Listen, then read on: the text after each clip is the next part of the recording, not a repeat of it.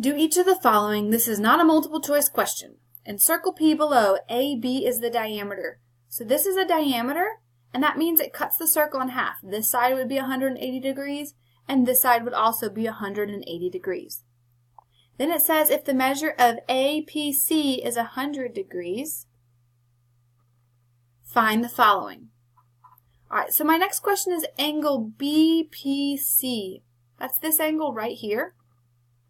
Well, if we know this angle is 100, and we know since it's a diameter, it has to add up to 180, or you could say because they're a linear pair, they have to add up to 180, then we know this one would be 80 degrees.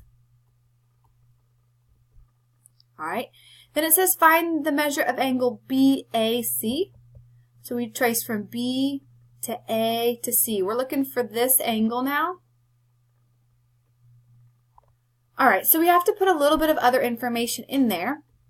Since we know, sorry, my thing froze. Since we know that this angle is 100 degrees, we also know this arc is 100 degrees because it's a central angle, and in a central angle, the angle equals the arc.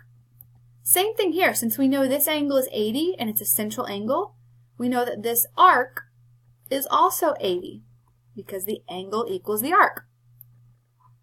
Well, now we can use that to find angle A. I'm going to go ahead and trace this out in red. Angle A is not a central angle. Angle A is on the circle. But for your things that are on the circle, the rule is the angle equals half the arc. So since our arc, our intercepted arc here is 80, the angle is going to equal half of that, so the angle is going to equal 40 degrees. All right, then it says, what is the measure of arc BC? We already found that. That was 80 degrees. And AC, we already said, was 100 degrees.